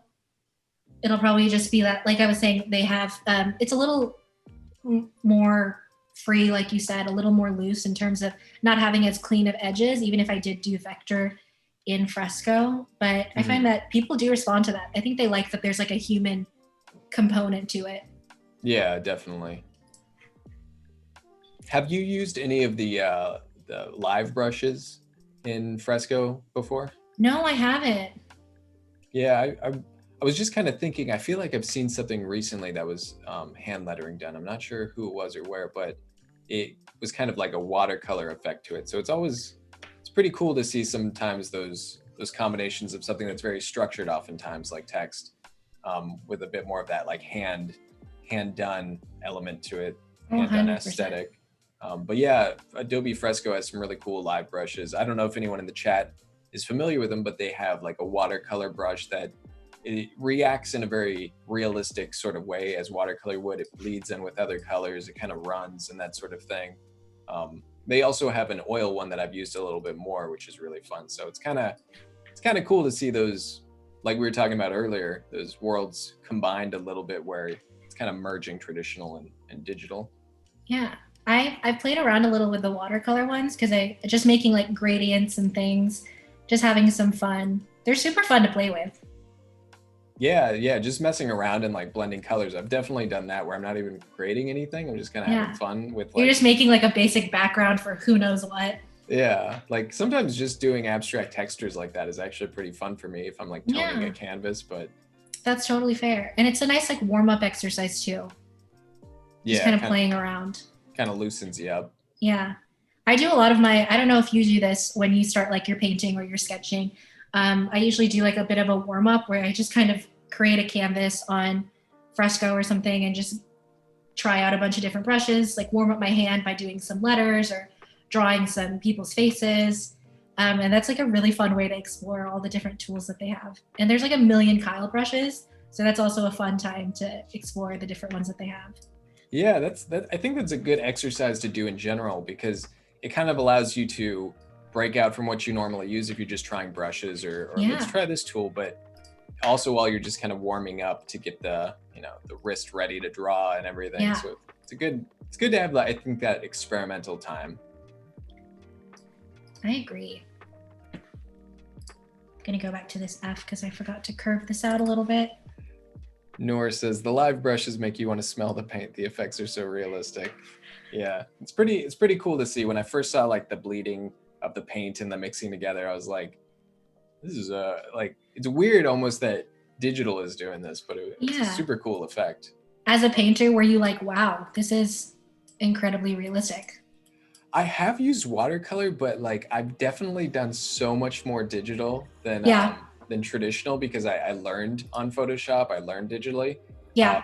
But yeah, I mean, even that, like, since I don't use it a ton, I've used watercolor before, and it definitely seemed very, very realistic and similar to me. I was very impressed. I don't know how the engineers and developers and everything, how you even begin to program something like that, but it's really cool. I think that all the time. I'm like, how do you even begin to integrate that into a digital program? Yeah, and it's got to be a cool process to develop, I imagine. I picture them, they probably have like traditional media that they're experimenting with and then trying to reproduce that digitally. So that's totally, and that's another thing that I would recommend for like artists starting out is just if you have nothing that you want to create, recreate something. Yeah. Create something in like your own style. And that's a good way to like for you to warm up or for you to practice or for you to kind of get out of your own head a little bit is to just recreate something. Yeah, that's a good point. I like doing studies sometimes where I'll do like a study of a master painting or a photo or something like that. And sometimes it's nice to break up the doing everything for my portfolio from imagination. Yeah, break up the monotony a little bit. Absolutely. What kind of things would you find yourself recreating in terms of what you do? There are a lot of lettering artists that I like follow on social media and stuff. And in the hopes of learning more lettering styles and font styles, I usually recreate a lot of their work and try and kind of get my wrist and my hand accompanied to doing a little bit of a different style. Okay, very nice. Yeah, it's always great to kind of allow yourself to see different influences, different people. Sometimes you just get a perspective you haven't really thought about before that sticks with you. Yeah, definitely. And just a reminder to everyone, in about, I think we're doing about 5 minutes or so, we'll be going over the artist spotlight for today. And then if we have a little bit of time after that, we'll come back and kind of let Rhianna work on her design a little bit more before we wrap it up. It's coming along quite quickly.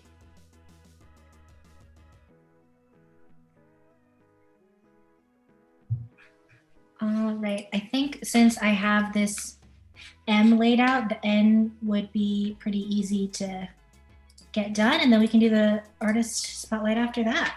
Sounds great. All right. Copy paste comes to the rescue yet again. Good old copy paste. Good old copy paste. One of my faves. I actually made that part of the group. So get out of there. There we go.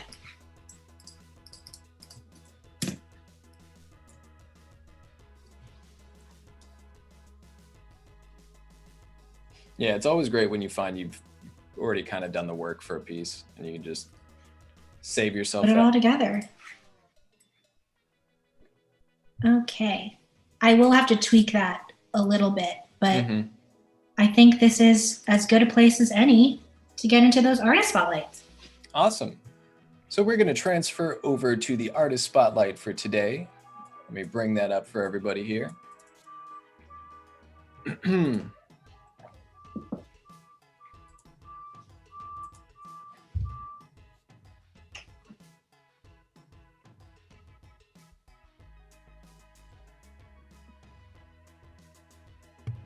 All right, there we go. All right, so our artist for today is Maria Lopez Creative. And let's scroll down here. So I'll read the little biography. It says, my name is Maria Lopez. I'm originally from the south of Spain, a creative person, ambitious drawer, and child illustration specialist. And we're definitely seeing that right off the bat in this portfolio. I think that was the thing that struck me is, you know, the colors, the textures, everything, the style of it is very much kind of child's book illustration. Interesting. This is a nice note. Most of my work is influenced by, I hope I'm going to say this right, Hayao Miyazaki. Oh, I love that. Studio Ghibli films and stuff. Yeah, Miyazaki's great. And everything related to the Disney company during the 90s. Yeah, that's very cool. That's a very, like, really interesting, I think, visual influence. Everyone. Definitely. I mean, I think a lot of people are familiar with Miyazaki and or Disney, so kind of having an influence of both of those is really unique. And although it's like animation and like character drawing, they're like Disney 90s and like Miyazaki are very different in terms of like the actual characters. So it's interesting that she's been able to combine it into her style. Yeah, absolutely. I'll work through a couple of these here. We'll pick and choose a few. This one I was actually looking at a little bit earlier. It's a lot of sort of almost like watercolory looking patterns with clothing mock-ups, which is super cool. That's a very good mock. I love the different color palettes of each one too. Like you get a really broad range, which is really neat. Great texture as well. Was this done? I'm trying to see what program did she use in the corner there. I was just about to say, I'm actually not sure if these were done traditionally or digitally. Yeah. Because it definitely has a very convincing watercolor effect. It looks like it was scanned in. But if it was done digitally, that is quite a feat. Yeah, right? I find that watercolor is one of those textures that is, like we said, with like pencil and charcoal, is one of the hardest ones to get to like look convincing digitally. Agree. Yeah, if this was digital, that's very impressive because there's just some of these really natural textures you get right here. Yeah. Hard to reproduce, like the kind of bleed. Yeah, it looks like it bleeds really naturally. Yeah. And I mean, regardless of the medium, these look fantastic. Like this 100%. Is really, really great looking. Oh. Let's see here.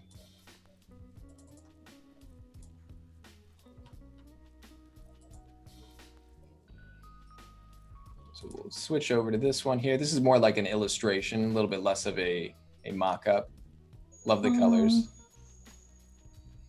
Those are great colors.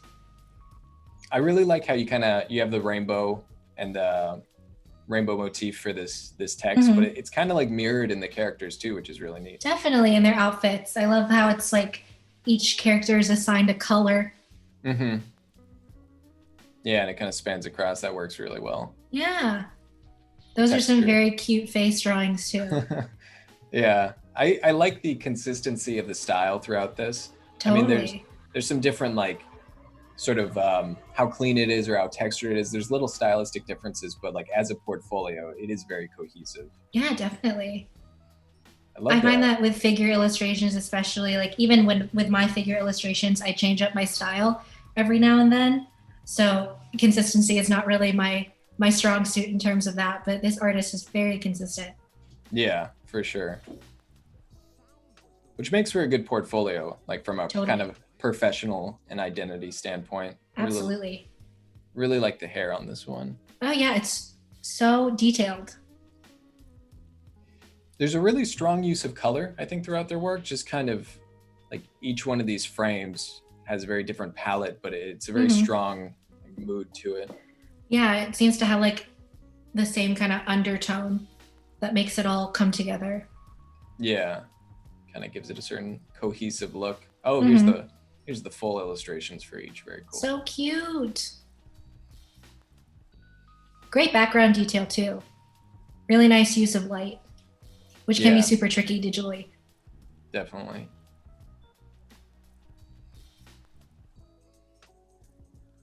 Yeah, and it's really cool to see how much they use texture in their portfolio as well. You can definitely tell that's seems to be something they enjoy. Yeah. Like you said, it gives it that kind of free, handmade quality that is really intriguing. Yeah, absolutely. And we're kind of seeing a very similar reoccurrence of that heavily textured watercolor look that we saw Mm-hmm. in the first design in this one. I love that. If that's hand lettered, that's very cool hand lettering. Yeah, that's really neat. I mean, you would know more than I would. Is that likely something that's hand lettering, or can you find really like playful fonts like that just It stock? can, but getting them to like interact like that can be a little hard. So to from my standpoint, it does look hand lettered just by first glance. Hmm. Yeah, I really like the flow of like the L into the H, and then it Mm-hmm. loops down, and then you got the little kind of playfulness of the big bad wolf over his back. Kind of conforms to that. Yeah. It's really cool. Fonts can definitely be manipulated that way to like interact, especially if you turn them into outlines in Illustrator. But either way, that's I count that as kind of hand lettering since you're manipulating. So either way, really cool hand lettering. Yeah, and like the I'm just noticing the really strong use of like color that's really striking to me in this, because you have this really great background of this kind of greens and blues, and the contrast of the sort of leaf shapes is very faint, and then you have the really Yeah, strong silhouettes out here. But that makes Little Red Riding Hood pop right off the page with that stark absolutely. red, and then it mirrors the right of the text. Is just a really nice balance overall. Yeah, while giving it some depth as well. Yeah, for sure. Here's some of the elements by themselves. Ooh, I like that one. Yeah, that's really cool. The wolf in the trees there. That's amazing. Oh, and thanks to Cody for pasting the URL. So if anyone wants to check it out, you can kind of follow along with us. And actually, when I went through this and I was looking at this person's work, I realized I've actually seen some of it before. So some of these Oh I've yeah, seen. So that was really cool because they've clearly added a lot to their portfolio. yeah. But yeah, definitely a great style. This is a very detailed piece. Yeah, for sure. There's a lot of background elements, a lot of like environmental with the characters. That's a great Vaughn. It's funny because I'm running out of things to watch in quarantine. So I watched I'm like rewatching a series of things, and we just rewatched The Lion, the Witch, and the Wardrobe. So it reminds me of that. Oh yeah, nice. Definitely. It's like a very kind of Disney-esque Lion, Witch, and Definitely. Wardrobe. I really like the way, again, texture is what keeps Mm-hmm. popping out to me. I love their use of it, but you kind of have this base tone for the fur and the legs here on the Yeah. fawn, and then there's some of the darker curly bits and the lighter, and it gives it a nice like depth and texture, which is really Yeah. neat. It And I also think separates it really nicely from the texture of the background, which I was is just about to say it's separate. It gives it its own like life within the piece. mm-hmm. Hair is hard too. Yeah, yeah, that's cool to kind of have a strong like stylization of it work that well. Mm-hmm. Oh yeah, and this was the other one that I noticed, or that I've seen. Speaking of hair, there's a lot of it. There's a lot of hair, yeah. It's adorable. I really like the graphic kind of presentation of this with the different colors too. Yeah. I think my favorite is the blue on orange of this. That color contrast looks That's great. a great contrast. I love the little Tin Man. He's so cute. Yeah, and speaking of like texture and everything that we've talked about, it's really cool to be able to see these close up as well. Mm-hmm. Totally, you can get like every detail. Yeah. Every little bit of texture. Kind of see how that texture reads a little bit. Yeah. Closer up. I love how playful this artist is with color because I love playing with color in my own work. So it's always fun to see other artists who embrace color and play with it in all different kinds of palettes too. Yeah, these work nicely together. There's definitely like a cohesiveness to the colors throughout all the different portraits here.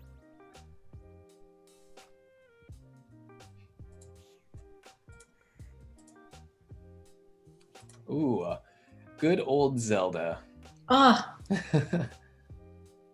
Are you a Zelda fan at all? No, but my brother is. Yeah, this says Link to the Past, Legend of Zelda. So I'm assuming this is in reference to the actual Link to the Past is the like first Zelda game I ever played way back when. Oh yeah? Super Nintendo.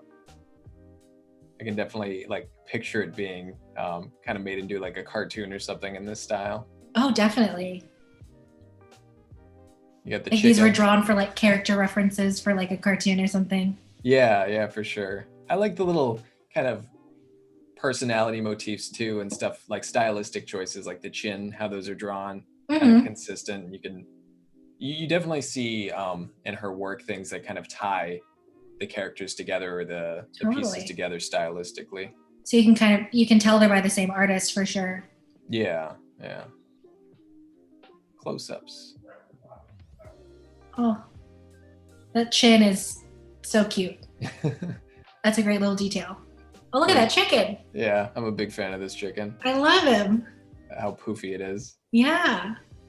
I would love like a sticker of that just to put somewhere in my life. It's like pretty simple, like the illustration, but it's got a very like nice, iconic, strong look to it. Yeah.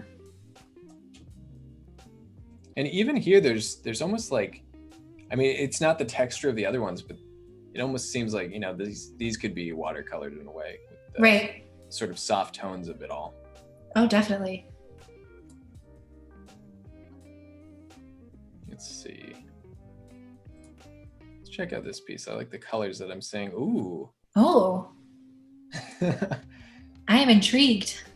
Yeah, I love the sort of like kind of spell and elemental effects of the center part. That's super cool. Oh, nice. We got cool. Some breakdowns. I always love to see these. I love to see how people draw their people. Mm-hmm. Because just like with any, I guess, art, there's a million different approaches. Yeah, for sure. And I think the breakdown of anyone's art process, like just watching you today, it's always kind of cool to see the thought behind the creative process. Like totally. We always see the finished piece, but a lot of times it is kind of mysterious. Like, how did they get there? How did they approach it? So these are always really nice to add. 100%. We got breakdowns of every character, little orthographics too. This is cool.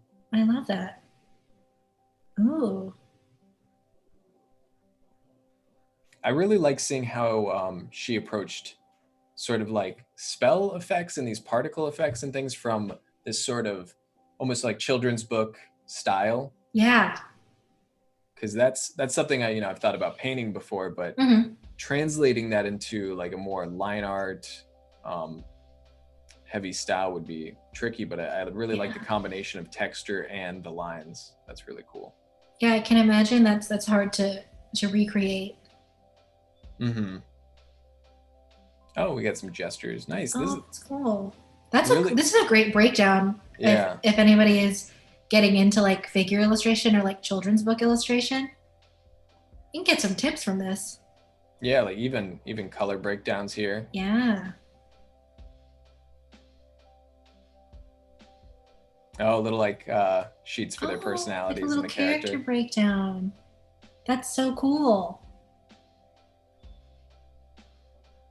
His magic skills, levitation. Very cool. That is a cool skill. Magic of shadows. I like that. Oh. Yeah, this is a really nice cohesive project. You got both the character sheets. You got everything you did to break them down. It's a really nice insight into the process. Totally. I don't do much character design, so it's always fascinating to me how much thought has to go into not only their look, but like every element of their character. Yeah, you can go super in depth if you want to. Absolutely. And it always adds kind of just more like, I don't know, I think more depth to the piece and the characters. Like, oh, okay, there's clearly a story behind this, who these people are, what they're doing. And I think for the artist too, it gives you kind of something to base a lot of your decisions off of. Like even if it's simple as color, you're like, they wouldn't wear this color pants because of this reason, yada, yada, yada. Yeah, it really can make the design process a lot of fun in that way. Yeah. I'm all about this sort of watercolor texture too. I like seeing that return throughout the different pieces. It just makes it look so much more natural. Yeah. I don't know if I clicked on this one, but speaking of watercolor. That's amazing. I love seeing pieces like this where it's like splotches of like paint or ink, and then an artist turns it into something cohesive. I think that's so fascinating because you give that to 5 artists, you'll get 5 completely different pieces. Yeah, that's very true. It's kind of cool. Like if you took away, I don't know if they have a breakdown, but if you took away the line art, the sort of abstraction with the structure of the lines, I think is a really neat style. I've actually thought about doing like watercolor with pen before because I've seen so many artists do such cool stuff like this. Yeah. I love like the kind of playful painterliness of the watercolor mixed with the more line drawing aspects of the pen. Yeah. It just seems like a really fun process. And it does seem really fun. And it seems like something that would be super fun to like do manually, just with like paper and watercolor to kind of get you away from digital for a little bit. Yeah. That'd be a fun little exercise. For sure. I love the texture in the watercolor. Like it works really well in the hair. You get some It really does. It just looks like shadows. Yeah. It just looks like hair texture. And actually at the top, I think they put a reinterpretation of the famous Gachin character from Akira Toriyama, executed as a personal portfolio work, watercolor technique. Very nice. Oh, I'm not familiar with that, but now I'm going to Google that. Yeah, I want to see the original. Kind of like you were saying, recreating things, redesigns are always super neat to see. Yeah. I know Akira Toriyama. I believe he's the artist who made Dragon Ball Z, which I was all about in middle school. Oh, that's cool. But I'm not familiar with the Gachin character. I definitely want to check that out. I'll probably have to ask my brother. He'll definitely know. Ooh. This texture is looking great. Oh, wow. I think this might be a good one to end on before we kind of jump back. Yeah. But yeah, this extravagance of this is super neat. I love that. I can only imagine how long that took to get all the textures of the feathers right. Yeah, that's super cool. I love the colors, the texture. I think that's the highlight for me for this portfolio is just Maria's use of textures and color is just really like a nice dynamic with all these pieces that tie them together. Definitely. Like they're all super different, but they're all tied together by, like you said, that texture and that use of color. Really great work, Maria. Yeah, awesome job, Maria. And if anyone in chat hasn't checked it out, I believe Cody put the link in there so you can give her a look and a follow. And we'll go back to Rhianna here. All right.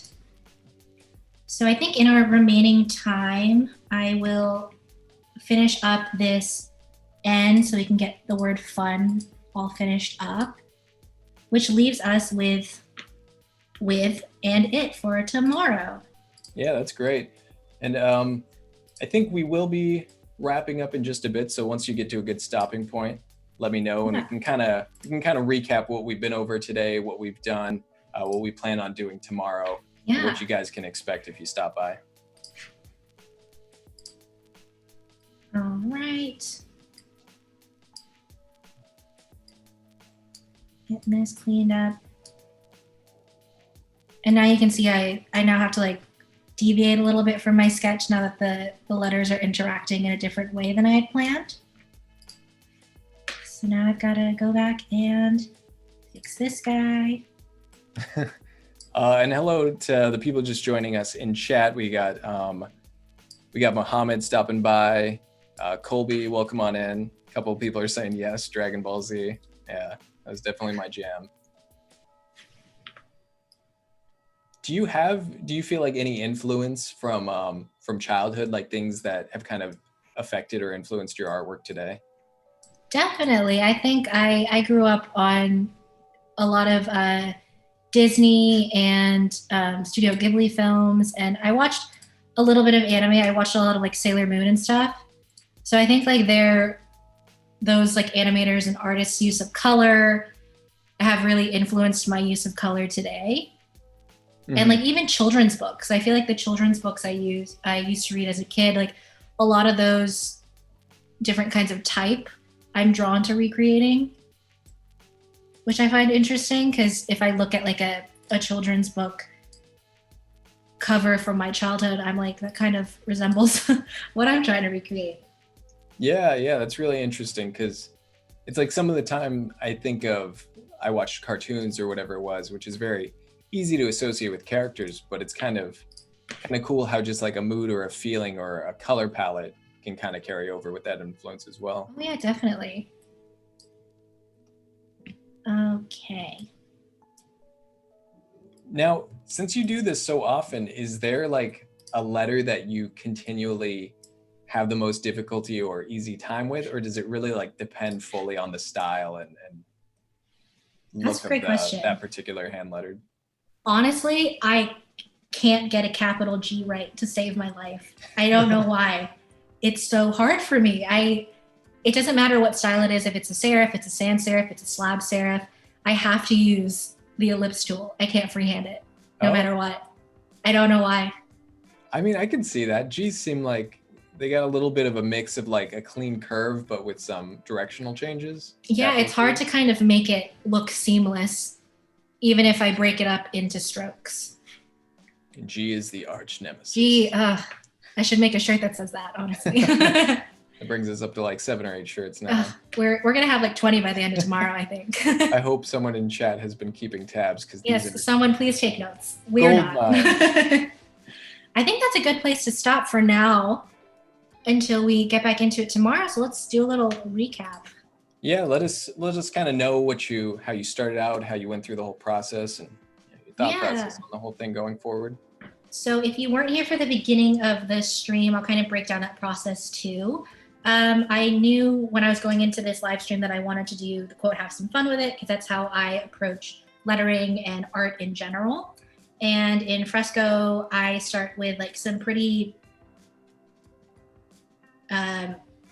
intricate sketching, I guess, with like a grid, letter guides, and then I kind of free-handed the retro serif type that I had wanted.